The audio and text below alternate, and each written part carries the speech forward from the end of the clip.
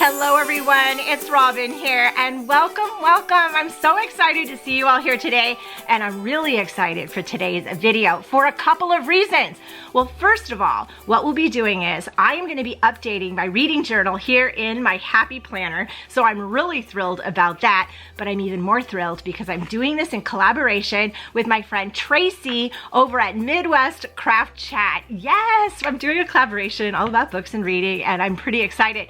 So in the past few months, I've been in a little bit of a reading slump. You know, these things happen, things come up and you know, it just happens. But I wanted to get back on my game, and when Tracie contacted me and said, hey Robin, do you want to do a reading journal collaboration? I was like, yes, I am here for it, because things are always so much better with a friend, right? Absolutely. So Tracie's channel is Midwest Craft Chat. I will put all the links down below. She does a lot of discbound planner videos as well, so you might get some other ideas for your planners.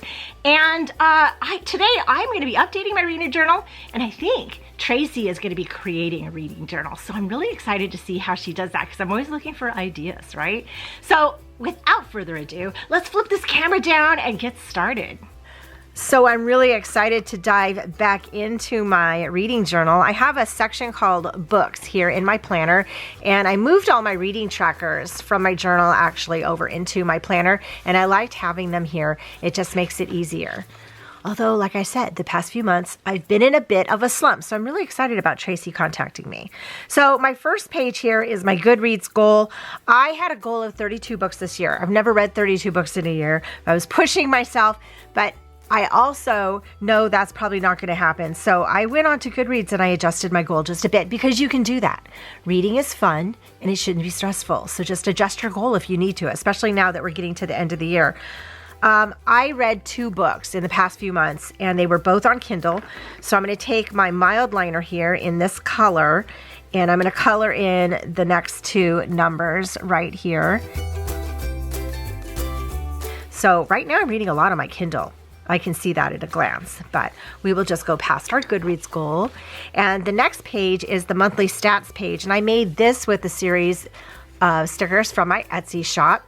And this is really handy because each month I can write down how many books I read and how many pages I turned. So we're going to fill this out. You can see I last filled this in June, but I will start off right here. In July, I didn't read anything. I told you I was in a bit of a slump. You know, it was summer, things were happening. We had family come out to visit. We were having fun. And then I started focusing on my Etsy shop and building stickers, and, you know, reading kind of fell away. Anyway, we did read a book in September, so I'm gonna write 1. And the pages of that book, it was a short book, 198. So that was a good book to get back into it. And that's what I would suggest too. If you do find yourself in a slump, find a shorter book. Sometimes that really helps. In October, I also read a book, and it was 325 pages. So I'm just going to put that here. And so I can see each month how I am doing with that. I really like this page. Okay, next. This is my bookshelves. This is where I get to visually see all the books that I've read. And this is where these will come in right here. So these are the books that I read, and I will be talking about these books here in a moment, but right now I'm going to put these in here. Okay, that one was the wrong size. So let me go through this real quick. I print these book covers out to size here, and this is my bookshelf. These are sized at 1.5 inches tall, so whatever width they are is what they come out at. And these are sized at 2 inches tall. So we'll be using these here in a moment when I actually talk about the books. Let's start over. So I like printing these out because I do love seeing these books sitting on this shelf. So the book I read first was Pumpkin Everything by Beth Labonte. Labonte or Labonte? Maybe Labonte, right? And I will talk about that book here in a moment. And then the next book I read is The Unfortunate Side Effects of Heartbreak and Magic, which was very fun. And that's by Brianne Randall. That one just came out, so that was really fun. So look, I love how this looks. I print these on sticker paper, but you can print them on any type of paper you can tape them in. The next page I have here is a page that I created fairly recently. This was the most amazing 5-star reads. So these are all my 5-star reads book. And these, again, these are at 1.5 inches tall as well, because, yeah, 1.5 inches tall. And these are the 5-star reads, and I'm just kind of meandering them around the page to see where I get. And we come over here to my bookshelf, and this is where I'm highlighting in color pencil. And I'm also writing the titles in. So let me do the titles first. And I'm gonna color these in. And the way I've been doing this is I have a key down at the bottom here. So I built these squares. So each month, my first one is blue. So the book's in blue. I read in January, red, February. See, I was doing really well in the beginning of the year, right? Look at that. July and August, fell off the wagon. I'm going to put just a line through these. There we go. So I know what's going on. And September, I'm going to do in yellow because that's kind of a nice September color. Things are starting to change, the leaves, right? And then October, I'm going to do in this kind of this orange color. Okay. Oh yeah, that looks pretty good. Let's go on to the last page section. So I've been enjoying this section because it houses the books I've read and a little bit of information about each book, so it can kind of jar my memory about what it was about. It has my star ratings and how I read the book, what genre the book is in, and all of that good stuff. So we are here. Here's my empty spot. I also like to use some washi, and this is where my skinny washi comes in because I kind of like to match it to the covers. I'm going to pull this right in here with you guys for a second. This is some of my skinny washi, and I want to go through here and see which color I want to use. I'll pull out both books. I want something that's a little fallish because this is a fallish book. And here's these colors. Let's pull these out. Let's pull those two out. Let's pull this. Do I want blue? This is kind of a different blue. Here's a blue here. I may want yellow though. Here's a yellow here. So this is where all the skinny washi comes in handy. And I've got a lot of these off of Amazon, but some came from Happy Planner too. But they're fun because it's like having a set of markers. It's just a set of colorful washi that I can use. So I kind of like this darker one. Let's just use that. I want to take this out of here. It'll make it easier to play with. And we're just going to do all the crafty things here.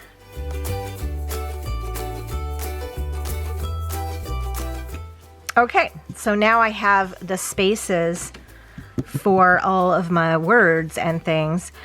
The book I read first was Pumpkin Everything, again by Beth Labonte or Labonte. I almost want to say it's Labonte. I'm actually not sure though. But we're going to put this right here. See how that fits right in? It feels a little tall.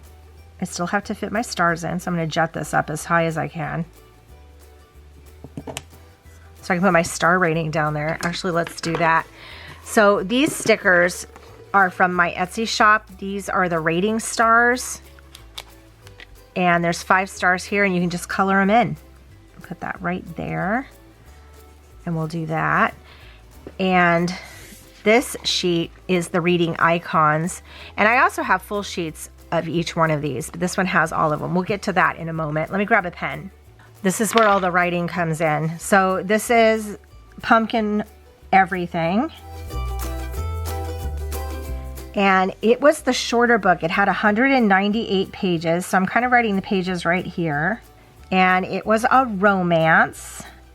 And it's about Amy and Kit. Those are our main characters. Okay, and I'm going to write 1, 2, and 3 down here because I'm going to write 3 things about the book. But I want to go ahead and put down my icon here because I read it on Kindle. So I'm going to put my Kindle right there so I can see that. Okay, so Pumpkin Everything. It was a great book to read when the fall started. Well, let me just write these 3 things down and then we'll talk about it for just a moment. Okay, so this book here was the perfect book to pick up in the beginning of fall. So when September came and the leaves were just getting ready to change, the air was just getting a little crisper, I picked this book up to read, Pumpkin Everything, because it was all about fall and near Halloween time and all of that good stuff. But it wasn't Halloweenish. It was more fall-ish. So again, it was a romance. Amy and Kit are our characters. Amy was a horror, or is a horror novelist. She used to live in this town, and Kit lived in the town. They had a relationship. She left, and she came back to town because her grandfather was there and needed her, and her and Kit kind of, you know, met each other again. So we have that. So 1, Autumnboro. Pumpkin Perfection. So the name of the town is Autumnboro. And when I say pumpkin perfection, I mean pumpkin everything, which is the title of the book. This town is the perfect fall town and perfect read to get in that fallish vibes for sure. It was a cozy second chance romance, and it was very Hallmarky. In fact, I think they might be turning this or have turned it into a Hallmark movie. I'm not positive, but I think that I read that somewhere. So that would be really cool. Again, cozy romance. It's a very sweet romance and kind of funny in a way, in some little quirky ways, you know, like a Hallmark movie would be funny like that. Family, pumpkin carving, and a B&B. So this has very big family tones to it, both with her, Amy, and her grandfather, and then with Kit and his mother who had passed away. And his mother always had plans. She wanted to own a B&B, and she made plans to turn this home into a B&B, even though she didn't own it. And that's where the struggles come in. Pumpkin carving is a huge contest they do also, and it's just really cool. So you get all those small town pumpkin vibes. I enjoyed this book. I'm going to give it my star rating here. 3-ish. How about 3-ish? 3-ish stars. Okay, how about that? Because I really did like it. Okay, let's move on to the next book, which I'm going to have to turn over this side, and I didn't do anything yet, so you get to see how I build one of those pages. I'm going to grab my ruler first, and I'm going to use this page as a template. So 1, 2, 3, 4. So I need to draw on this line right here, and I need to go to right about here. Terrifying. So we have that. That's basically all I need to do to set it up, because I have my washi here that we're going to decide which one we want to use. The yellow brings out the yellow in the cup, and the blue just brings out all the blues. I kind of really like this yellow. Let's go with that.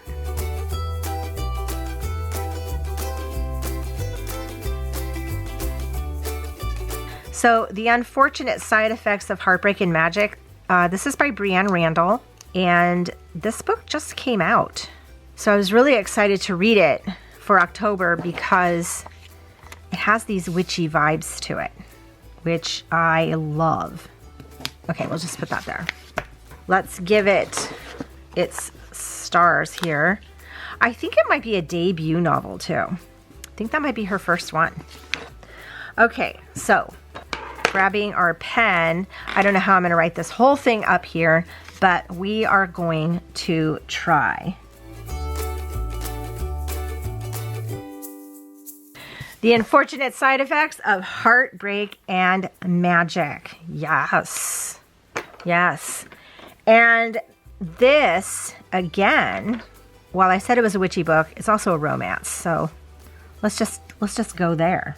And our main characters here are Sadie and Jake. And this book was 325 pages. So I put this over here. I put the pages over by where the book is. This was another Kindle read, which was really fun because, you know, when it comes out, I just, you know, hit it on my Kindle and there it is. It appears. It's like magic. I really enjoyed this book, again, for the witchy cozy vibes. I read this during October, which was the perfect read for October for sure. Let me go ahead and write my 1, 2, and 3 down here.